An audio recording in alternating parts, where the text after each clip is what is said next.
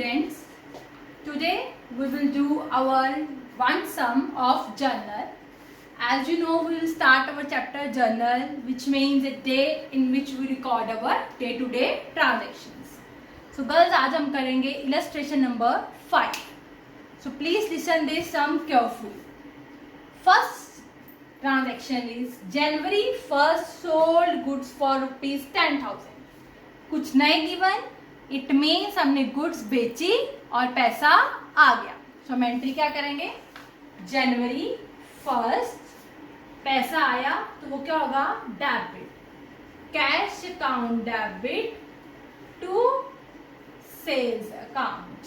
Amount कितना है, 10,000. Narration आप लिख लेना, बीइंग वो फर्स्ट वर्ड, आफ्टर दैट वही line, sold goods for cash. हो गया. सेकेंड एंट्री जनवरी 2 मैंने लिख लिया. क्या एंट्री पढ़ो, sold goods to Sachin rupees 20,000. आपने गुड्स बेची, किसको बेची, सचिन को. अब आपको पैसा नहीं मिला, पैसा भी आपको मिलना है. गुड्स गई, गुड्स गई तो जो गुड्स है वो क्या हो जाएंगी, क्रेडिट. गई किसके पास गुड, सचिन के पास. ऊपर किसका नाम आ जाएगा, सचिन का. Sachin account debit to sales account. Goods गई इसलिए गुड्स क्रेडिट. कैश आया तो वो डेबिट, किसी ने बेची, किसी को बेची है, उससे अभी पैसे मिलने हैं तो उसका नाम आ गया. कितना आ गया, 20,000. Next January 3 sold goods to Amit. Sold goods to Amit, ठीक है. अमित टू सेल्स, आपके अकॉर्डिंग ये एंट्री आनी चाहिए. नेक्स्ट है अगेंस्ट चेक, मतलब उसने आपको पेमेंट कर दी है, उसे वक्त पेमेंट कर दी है. कैसे पेमेंट की है, थ्रू चेक. चेक के लिए हम वर्ड यूज करते हैं बेटा बैंक. कौन सा वर्ड यूज करते हैं हम, बैंक. सो हमारे पास दो चीजें आ गई, या तो हम उसका नाम लिखें या हम बैंक लिखें. मैंने आपको बताया था हमने लीस्ट प्रेफरेंस किसको देनी है, पर्सनल. हमने क्या वर्ड यूज करना है, बैंक. हमें गुड्स बेची और हमें पैसा आ गया. पैसा, अब हमें कैश नहीं आया, हमें क्या आया है, चेक. सो हम कैश की जगह पे वर्ड यूज करेंगे बैंक. जैसे हमारी एंट्री होती है गुड्स सोल्ड फॉर कैश. क्या एंट्री की, कैश टू सेल्स. अब हमने कैश नहीं लिखना क्योंकि हमें चेक के थ्रू पेमेंट हुई है, तो हमने लिख देना है bank account debit to sales account. Okay, तीनों एंट्री क्लियर हो गई. जब नाम भी हो और कैश भी हो या चेक को, तो हम नाम को प्रेफरेंस नहीं देते. कितना आ गया अमाउंट, 30,000. ये हो गया. नरेशन जरूर बेटा लिखना, मैं नहीं लिख रही. Next January 4 sold goods to Atul. अब सोल्ड गुड्स टू अतुल है बट कैश वगैरह कुछ नहीं लिखा, तो हम किसका नाम लिखेंगे, अतुल का. कितने गुड्स बेची है, 30,000. At the rate trade discount 10%. कितने परसेंट डिस्काउंट है, ट्रेड डिस्काउंट है. मैंने कल बताया था आपको लास्ट लेक्चर में कि ट्रेड डिस्काउंट हम शो नहीं करते, सिर्फ हम उसको किस में डिडक्ट करते हैं, अमाउंट में. सो हमारी एंट्री तो वही आएगी. क्या एंट्री आएगी, Atul's account debit to sales account. Okay, amount कैसे आएगा, देखो कितना आएगा, 30,000 टोटल अमाउंट है. इसके ऊपर 10% डिस्काउंट, कितना आ गया, 3,000 आ गया डिस्काउंट.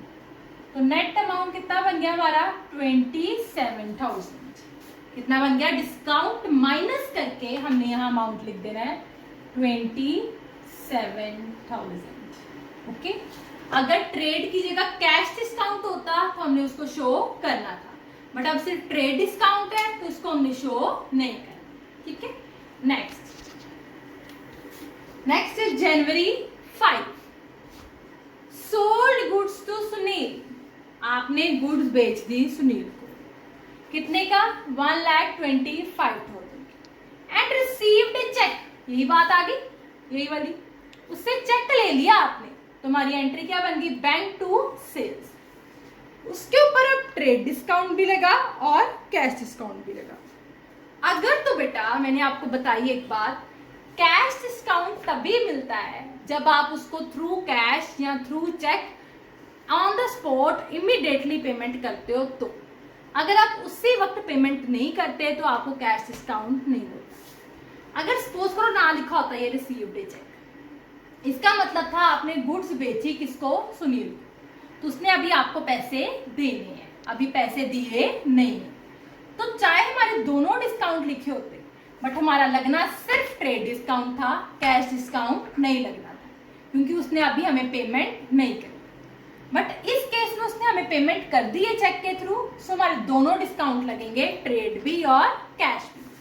जैसे मैंने आपको बोला था कैश और डिस्काउंट को कभी अलग नहीं करते, वैसे ही चीज है बेटा, कैश और डिस्काउंट या बैंक और डिस्काउंट एक ही बात है, ठीक है, इनको हमने कभी भी अलग नहीं करना। सो हम एंट्री करते हैं। मैंने कल कराई थी एंट्री, आपको भी ध्यान से सुनो। Goods sold goods to Sunil against cheque, पैसा आया,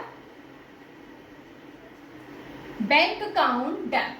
अगर बैंक डेबिट है तो डिस्काउंट भी क्या हो जाएगा, डेबिट। जैसे कैश डेबिट हो तो डिस्काउंट डेबिट, वैसे बैंक डेबिट है, discount debit to sales account. ठीक है, मैं आपको बता देती हूँ मैंने ये कैसे करना है। मैंने कल बताया था हमारा अमाउंट ड्यू कितना है, हम पहले निकालेंगे इसका 1,25,000। पहले कौन सा डिस्काउंट लगेगा, ट्रेड डिस्काउंट। कितने परसेंट है, 20%। मैं निकालती हूँ 1,25,000 पे 20%, ये आ गया 25,000। ये मैंने माइनस किया, डिस्काउंट हमेशा माइनस होता है। ये 1 लाख आ गई मेरी सेल्स, 1 लाख क्या आ गई, सेल्स। ये मैं टू सेल्स में यहाँ पे डाल दूंगी 1 लाख। ओके, अब लगा मेरा 2% कैश डिस्काउंट। 1 लाख पे 2% लगेगा बेटा कैश डिस्काउंट, ये भी माइनस होएगा। 1 लाख पे 2% कितना आ गया, 2,000। ये डिस्काउंट। अब देखो नेट अमाउंट कितना बनता है, 98,000। ठीक है बेटा, क्लियर हुआ बच्चे आपको या नहीं हुआ? मैंने टोटल अमाउंट उस पर ट्रेड डिस्काउंट माइनस किया तो सेल्स आ गया, कैश डिस्काउंट माइनस किया तो net amount means bank account हमारा आ गया। आई होप ये आप क्लियर हो गया हो। Next entry January 6, sold goods to Sahil ₹1,25,000, 20% trade discount and 2% cash discount. आपने कहना ये तो मैम सेम है, देखो इसमें फर्क क्या है, उसमें उसने सारी पेमेंट कर दी थी तो सारी पेमेंट पे हमने कैश डिस्काउंट लगाया, इसमें उसने सिर्फ 40% बाय चेक पे किया है।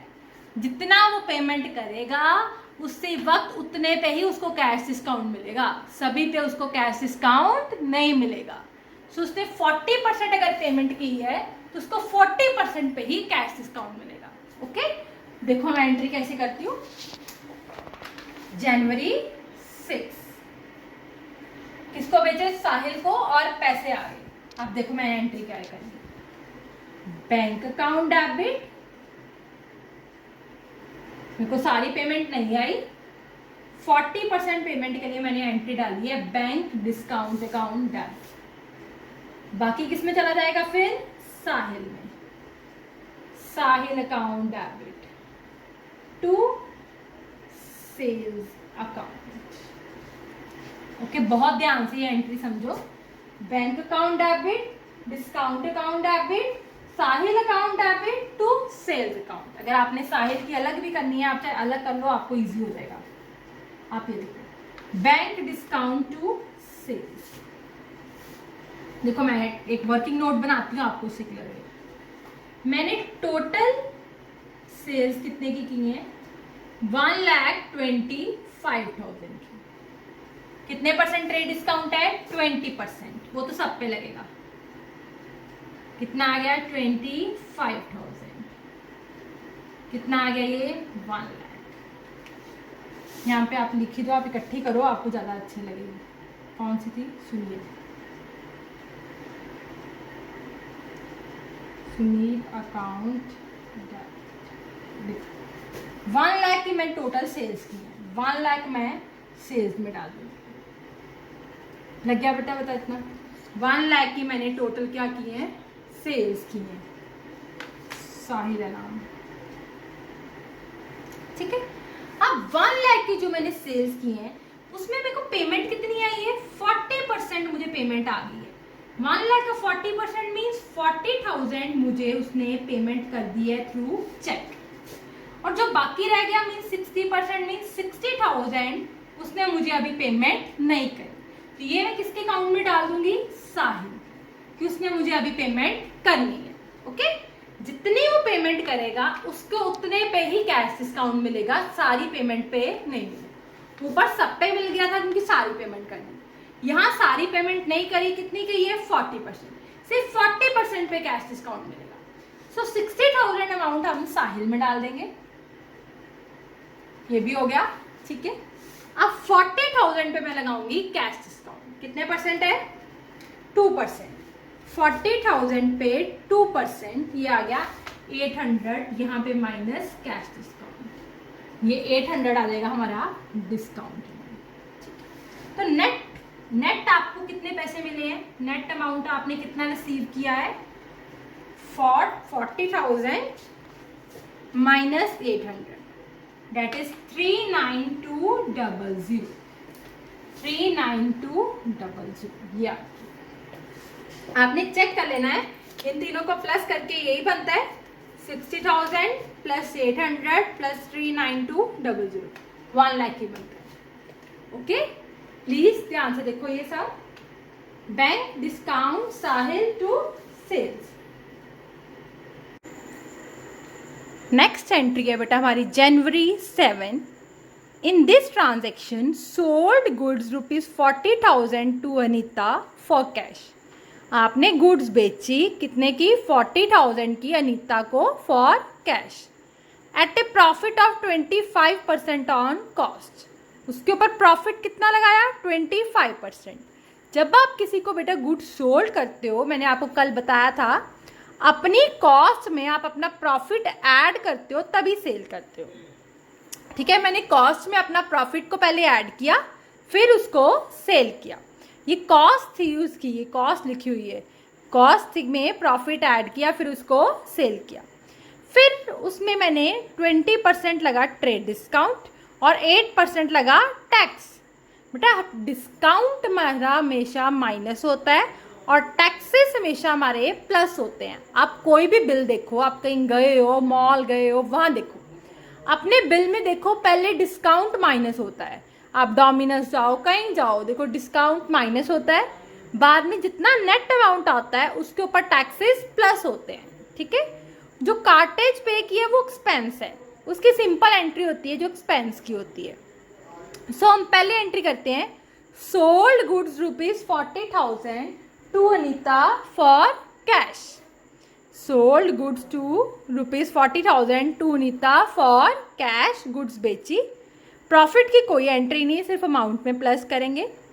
और 10% कौन सा डिस्काउंट है? Trade discount. ट्रेड डिस्काउंट की भी यही प्रॉब्लम है कि इसको हम शो नहीं करते, सिर्फ हम इसको अमाउंट में माइनस करते हैं।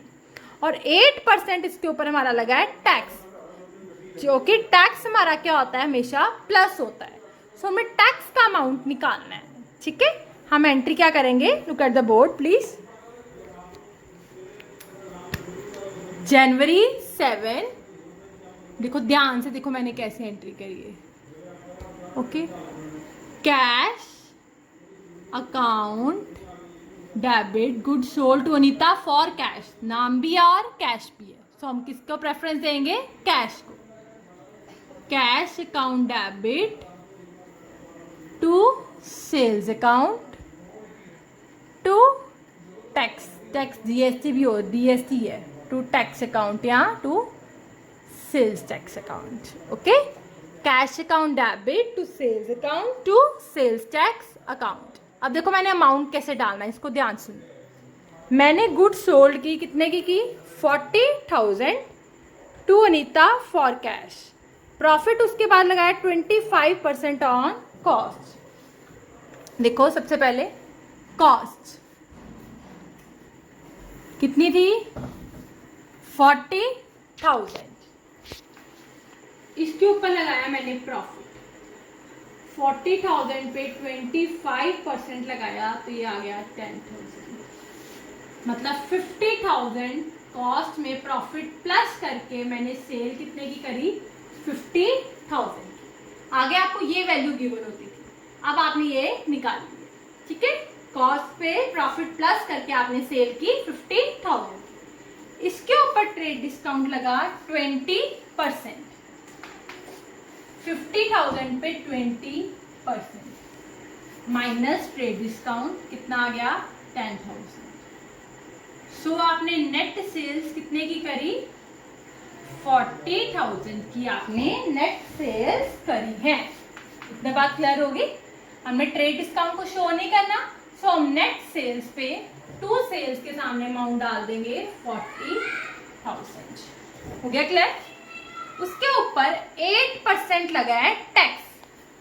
8% क्या लगा है टैक्स। मैंने आपको बताया है कि टैक्सेस हमेशा हमारे क्या होते हैं प्लस।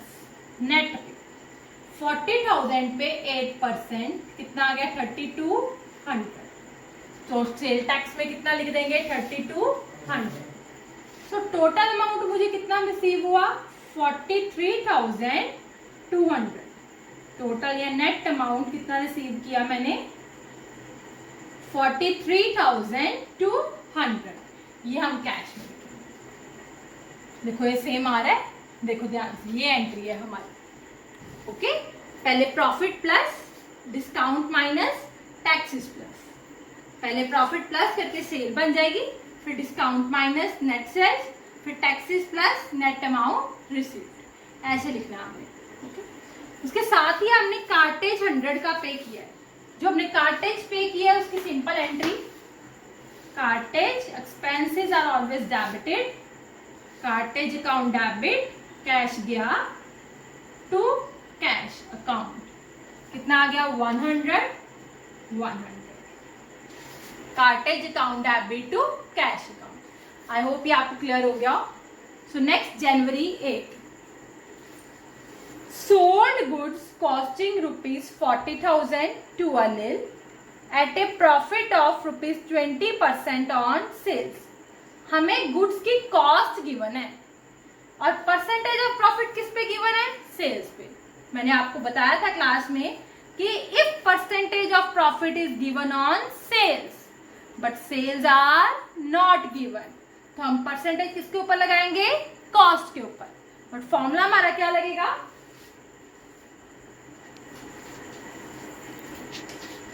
चलो परसेंटेज ऑफ प्रॉफिट किसके ऊपर गिवन है बेटा सेल्स के ऊपर।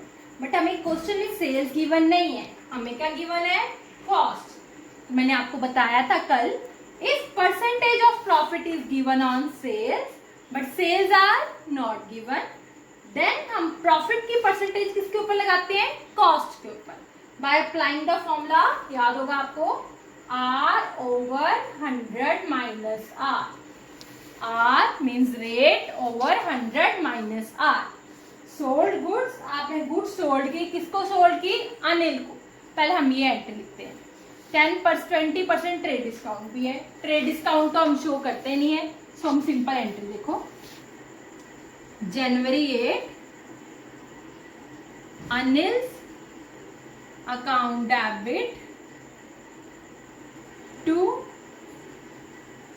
Sales account, Anil's account debit to sales account. अब देखो अमाउंट कैसे आया, 40,000 की मैंने गुड्स को सोल्ड किया, ये इसकी कॉस्ट, ठीक है। इसमें मैंने क्या प्लस करना अपना प्रॉफिट, बट मुझे प्रॉफिट किसके ऊपर गिवन है सेल्स के ऊपर, और सेल्स तो मैंने अभी निकालनी है, तो मैं किसके ऊपर लगाऊंगी कॉस्ट के ऊपर। क्या फॉर्मूला लगाएगा प्रॉफिट निकालने का, cost into R over 100 minus R. Cost कितनी है 40,000, प्रॉफिट्स का रेट कितना है 20, 100 माइनस 20, 40,000 इंटू 20 ओवर 80, ये मेरा कितना आ गया 10,000।